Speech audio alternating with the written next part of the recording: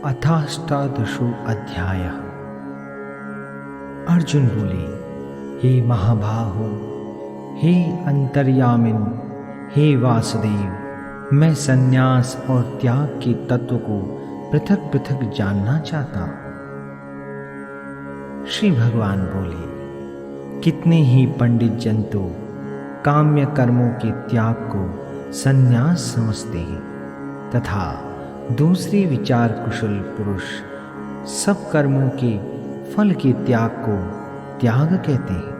कई एक विद्वान ऐसा कहते हैं कि कर्म मात्र दोष युक्त है, इसलिए त्यागने के योग्य है, और दूसरे विद्वान यह कहते हैं कि यज्ञ, दान और तपरूप कर्म त्यागने योग्य नहीं है।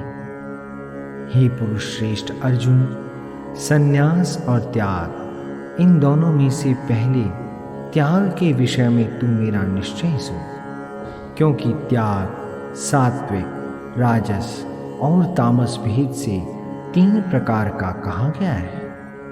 यज्ञ, दान और तपरूप कर्म त्याग करने के योग्य नहीं है, बल्कि वह तो अवश्य कर्तव्य है, क्योंकि यज्ञ, दान और तप ये तीनों ही कर्म बुद्धिमान पुरुषों को पवित्र करने वाले हैं। इसलिए हे पार्थ, इन यज्ञ, दान और तप रूप कर्मों को तथा और भी संपूर्ण कर्तव्य कर्मों को आसक्ति और फलों का त्याग करके अवश्य करना चाहिए। यह मेरा निश्चय किया हुआ उत्तम मत है, परंतु नियत कर्म का स्वरूप से त्याग करना उचित नहीं है। इसलिए मोह के कारण उसका त्याग कर देना तामस त्याग कहा गया है। जो कुछ कर्म है वह सब दुख रूप ही है। ऐसा समझकर यदि कोई शारीरिक क्लेश के भय से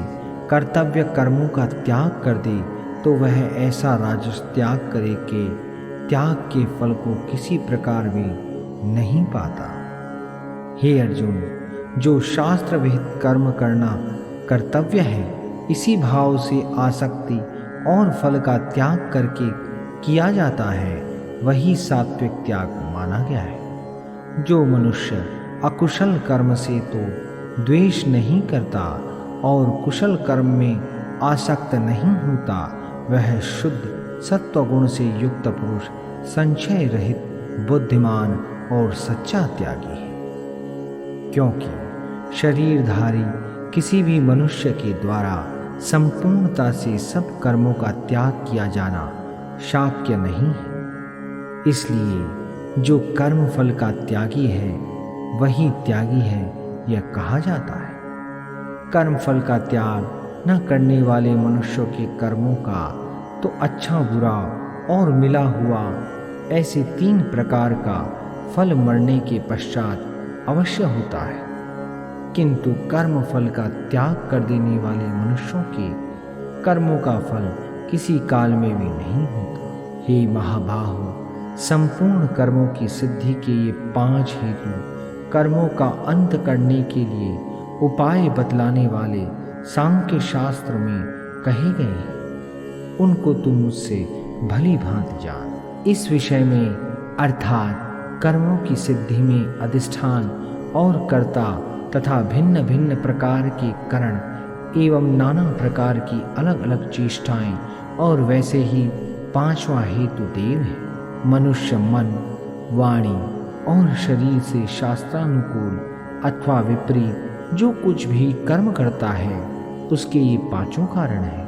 परंतु ऐसा होने पर भी जो मनुष्य अशुद्ध बुद्धि होने के कारण उस विषय में यानी कर्मों के होने में केवल शुद्ध स्वरूप आत्मा को कर्ता समझता है, वह मलिन बुद्धि वाला अज्ञानी यथार्थ नहीं समझता। जिस पुरुष के अंतःकरण में मैं करता हूँ ऐसा भाव नहीं है तथा जिसकी बुद्धि सांसारिक पदार्थों में और कर्मों में लिपायमान नहीं होती, वह पुरुष इन सब लोगों को मारकर भी वास्तव में न तो मरता है और न पाप से बंधता है। ज्ञाता, ज्ञान और ज्ञेय ये 3 प्रकार की कर्म प्रेरणा है, और कर्ता, करण तथा क्रिया ये 3 प्रकार का कर्म संग्रह है। गुणों की संख्या करने वाले शास्त्र में ज्ञान और कर्म तथा कर्ता गुणों के भेद से 3 प्रकार के ही कहे गए हैं। उनको भी तुम मुझसे भली भांति सुनो। जिस ज्ञान से मनुष्य पृथक पृथक सब भूतों में एक अविनाशी परमात्मा भाव को विभाग रहित समभाव से स्थित देखता है, उस ज्ञान को तू सात्विक जान। किंतु जो ज्ञान अर्थात जिस ज्ञान के द्वारा मनुष्य संपूर्ण भूतों में भिन्न भिन्न प्रकार के नाना भावों को अलग अलग जानता है, उस ज्ञान को तू राजस जान। परंतु जो ज्ञान एक कार्य रूप शरीर में ही संपूर्ण के सदृश आसक्त है तथा जो बिना युक्ति वाला तात्विक अर्थ से रहित और तुच्छ है, वह तामस कहा गया है। जो कर्म शास्त्र विधि से नियत किया हुआ और कर्तापन के अभिमान से रहित हो तथा फल न चाहने वाले पुरुष द्वारा बिना राग द्वेष के किया गया हो, वह सात्विक कहा जाता है। परंतु जो कर्म बहुत परिश्रम से युक्त होता है तथा भोगों को चाहने वाले पुरुष द्वारा या अहंकार युक्त पुरुष द्वारा किया जाता है, वह कर्म राजस कहा गया है। जो कर्म परिणाम, हानि, हिंसा और सामर्थ्य को न विचार कर केवल अज्ञान से आरंभ किया जाता है, वह तामस कहा जाता है। जो कर्ता संगरहित अहंकार के वचन न बोलने वाला, धैर्य और उत्साह से युक्त तथा कार्य के सिद्ध होने और न होने में हर्ष, शोक आदि विकारों से रहित है, वह सात्विक कहा जाता है। जो कर्ता आसक्ति से युक्त कर्मों के फल को चाहने वाला और लोभी है तथा दूसरों को कष्ट देने के स्वभाव वाला अशुद्धचारी और हर्ष शोक से लिप्त है, वह राजस कहा गया है। जो कर्ता अयुक्त शिक्षा से रहित, घमंडी, धूर्त और दूसरों की जीविका का नाश करने वाला तथा शोक करने वाला, आलसी और दीर्घसूत्री है, वह तामस कहा जाता है। हे धनंजय, अब तो बुद्धि का और धृतिका का भी गुणों के अनुसार 3 प्रकार का भेद मेरे द्वारा संपूर्णता से विभाग पूर्वक कहा जाने वाला सुन। हे पार्थ, जो बुद्धि प्रवृत्ति मार्ग और निवृत्ति मार्ग को, कर्तव्य और अकर्तव्य को, भय और अभय को तथा बंधन और मोक्ष को यथार्थ जानती है, वह बुद्धि सात्विकी है। हे पार्थ, मनुष्य जिस बुद्धि के द्वारा धर्म और अधर्म को तथा कर्तव्य और अकर्तव्य को भी यथार्थ नहीं जानता, वह बुद्धि राजसी है। हे अर्जुन, तमोगुण से घिरी हुई बुद्धि अधर्म को भी यह धर्म है ऐसा मान लेती है तथा इसी प्रकार अन्य संपूर्ण पदार्थों को भी विपरीत मान लेती है, वह बुद्धि तामसी है। हे पार्थ, जिस अविचारणी धारणा शक्ति से मनुष्य ध्यान योग के द्वारा मन, प्राण और इंद्रियों की क्रियाओं को धारण करता है, वह धृति सात्विकी है। परंतु हे प्रथापुत्र अर्जुन, फल की इच्छा वाला मनुष्य जिस धारणा शक्ति के द्वारा अत्यंत आसक्ति से धर्म, अर्थ और कामों को धारण करता है, वह धारणा शक्ति राजसी है। हे पार्थ, दुष्ट बुद्धि वाला मनुष्य जिस धारण शक्ति के द्वारा निद्रा, भय, चिंता और दुख को तथा उन्मत्तता को भी नहीं छोड़ता, अर्थात धारण किए रहता है, वह धारणा शक्ति तामसी है। हे भरत श्रेष्ठ, अब 3 प्रकार के सुखों को भी तू मुझसे सुन। जिस सुख में साधक मनुष्य भजन, ध्यान और सेवा आदि के अभ्यास से रमण करता है और जिससे दुखों के अंत को प्राप्त हो जाता है, जो ऐसा सुख है वह आरंभ काल में यद्यपि विष के तुल्य प्रतीत होता है, परंतु परिणाम में अमृत के तुल्य है। इसलिए वह परमात्मा विषयक बुद्धि के प्रसाद से उत्पन्न होने वाला सुख सात्विक कहा गया है। जो सुख विषय और इंद्रियों के संयोग से होता है वह पहले भूकाल में अमृत के तुल्य प्रतीत होने पर भी परिणाम में विषय के तुल्य है, इसलिए वह सुख राजस कहा गया है। जो सुख भोग काल में तथा परिणाम में भी आत्मा को मोहित करने वाला है वह निद्रा, आलस्य और प्रमाद से उत्पन्न सुख तामस कहा गया है। पृथ्वी में या आकाश में अथवा देवताओं में तथा इनके सिवा और कहीं भी ऐसा कोई भी सत्व नहीं है जो प्रकृति से उत्पन्न इन तीनों गुणों से रहित हो। हे परंतप, ब्राह्मण, क्षत्रिय और वैश्यों के तथा शूद्रों के कर्म स्वभाव से उत्पन्न गुणों द्वारा विभक्त किए गए हैं।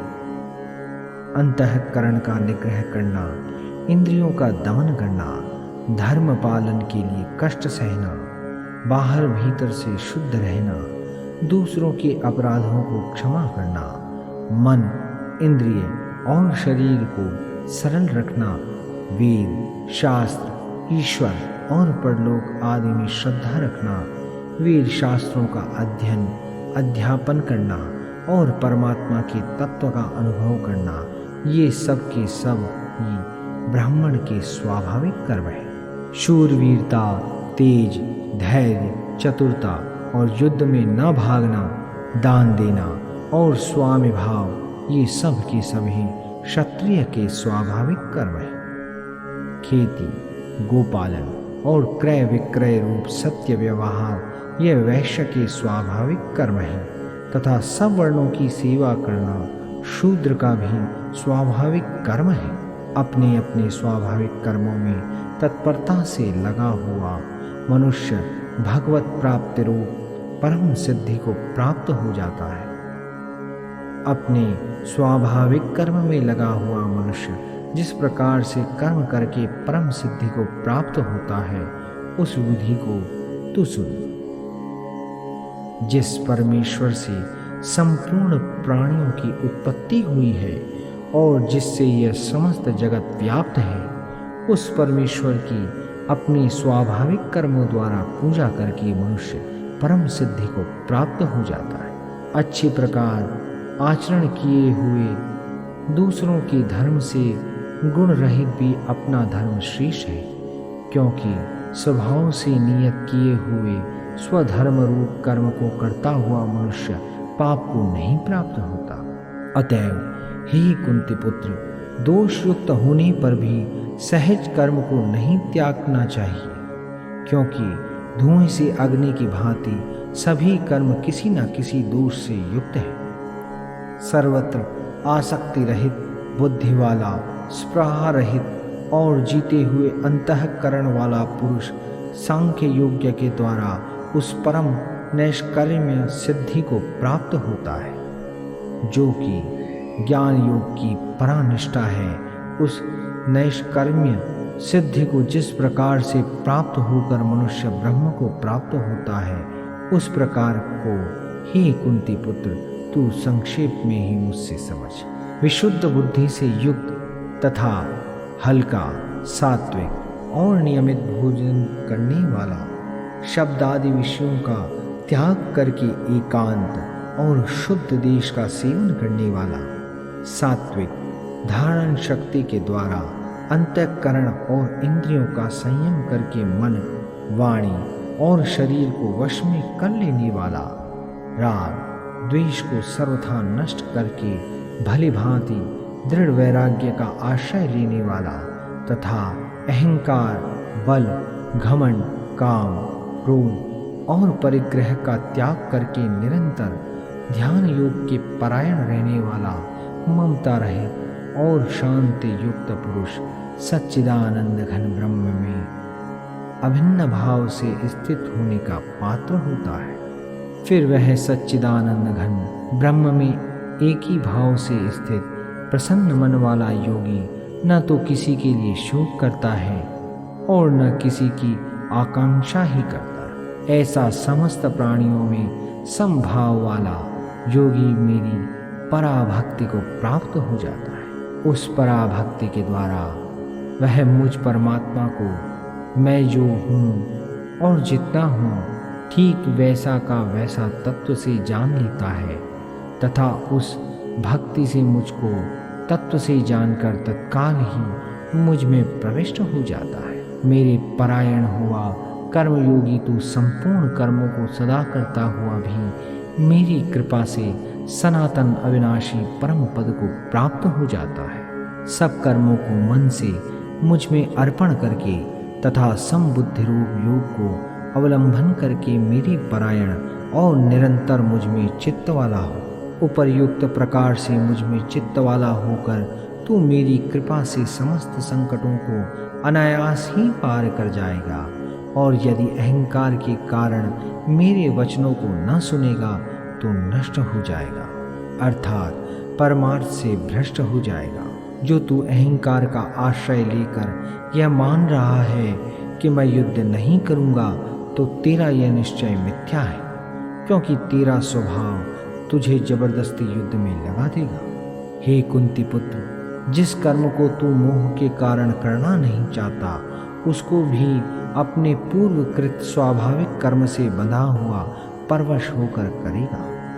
हे अर्जुन, शरीर रूप यंत्र में आरूढ़ हुए संपूर्ण प्राणियों को अंतर्यामी परमेश्वर अपनी माया से उनके कर्मों के अनुसार भ्रमण कराता हुआ सब प्राणियों के हृदय में स्थित है। हे भारत, तू सब प्रकार से उस परमेश्वर की ही शरण में जा।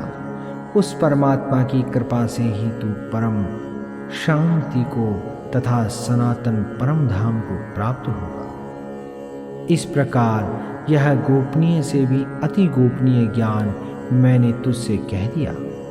अब तू इस रहस्य युक्त ज्ञान को पूर्णतया भली भांति विचार कर जैसे चाहता है वैसे ही कर। संपूर्ण गोपनीयों से अति गोपनीय मेरी परम रहस्य युक्त वचनों को तू फिर भी सुन। तू मेरा अतिशय प्रिय है, इससे यह परम हितकारक वचन मैं तुझसे कहूँगा। हे अर्जुन, तू मुझ में मन वाला हो, मेरा भक्त बन, मेरा पूजन करने वाला हो और मुझको प्रणाम कर। ऐसा करने से तू मुझे ही प्राप्त होगा। यह मैं तुझसे सत्य प्रतिज्ञा करता हूँ, क्योंकि तू मेरा अत्यंत प्रिय है। संपूर्ण धर्मों को अर्थात संपूर्ण कर्तव्य कर्मों को मुझ में त्याग कर तू केवल एक मुझ सर्वशक्तिमान सर्वाधार परमेश्वर की ही शरण में आ जा। मैं तुझे संपूर्ण पापों से मुक्त कर दूंगा। तू शोक मत कर। तुझे यह गीता रूप रहस्यमय उपदेश किसी भी काल में ना तो तप रहित मनुष्य से कहना चाहिए, न भक्ति रहित से और न बिना सुनने की इच्छा वाले से ही कहना चाहिए, तथा जो मुझ में दोष दृष्टि रखता है उससे तो कभी भी नहीं कहना चाहिए। जो पुरुष मुझ में परम प्रेम करके इस परम रहस्य युक्त गीता शास्त्र को मेरे भक्तों में कहेगा वह मुझको ही प्राप्त होगा, इसमें कोई संदेह नहीं है। उससे भी बढ़कर मेरा प्रिय कार्य करने वाला मनुष्यों में कोई भी नहीं है, तथा पृथ्वी भर में उससे बढ़कर मेरा प्रिय दूसरा कोई भविष्य में होगा भी नहीं। जो पुरुष इस धर्ममय हम दोनों के संवाद रूप गीता शास्त्र को पढ़ेगा उसके द्वारा भी मैं ज्ञान यज्ञ से पूजित हो जाऊंगा, ऐसा मेरा मत है। जो मनुष्य श्रद्धा युक्त और दोष दृष्टि से रहित होकर इस गीता शास्त्र का श्रवण भी करेगा वह भी पापों से मुक्त होकर उत्तम कर्म करने वालों के श्रेष्ठ लोगों को प्राप्त होगा। हे पार्थ, क्या इसको तूने एकाग्र चित्त से श्रवण किया और हे धनंजय, क्या तेरा अज्ञान जनित मोह नष्ट हो गया? अर्जुन बोले, हे अच्युत, आपकी कृपा से मेरा मोह नष्ट हो गया और मैंने स्मृति प्राप्त कर ली है। अब मैं संशय रहित होकर स्थित हूँ, अतः आपकी आज्ञा का पालन करूँगा। संजय बोले, इस प्रकार मैंने श्री वासुदेव के और महात्मा अर्जुन के इस अद्भुत रहस्य युक्त रोमांचकारक संवाद को सुना। श्री व्यास जी की कृपा से दिव्य दृष्टि पाकर मैंने इस परम गोपनीय योग को अर्जुन के प्रति कहते हुए स्वयं योगेश्वर भगवान श्री कृष्ण से प्रत्यक्ष सुना है। हे राजन, भगवान श्री कृष्ण और अर्जुन के इस रहस्य युक्त कल्याणकारक और अद्भुत संवाद को पुनः पुनः स्मरण करके मैं बार बार हर्षित हो रहा हूँ। हे राजन, श्री हरि के उस अत्यंत विलक्षण रूप को भी पुनः पुनः स्मरण करके मेरे चित्त में महान आश्चर्य होता है और मैं बार बार हर्षित हो रहा हूँ। हे राजन, जहाँ योगेश्वर भगवान श्री कृष्ण हैं और जहाँ गांडीव धनुषधारी अर्जुन हैं, वहीं पर श्री विजय, विभूति और अचल नीति है, ऐसा मेरा मत है। अतः 18 अध्याय समाप्त। श्रोतागण, इस अध्याय को कहने के दौरान यदि हमसे कोई त्रुटि हुई हो तो इसके लिए हम आप सभी से क्षमा प्रार्थी हैं। यदि आपको हमारा यह प्रयास पसंद आया हो तो हमारे चैनल सेव्या मार्ट को लाइक, सब्सक्राइब और शेयर करना न भूलें। हमारे अन्य वीडियो को देखने हेतु आई बटन को प्रेस करना ना भूलें। धन्यवाद। जय श्री कृष्ण।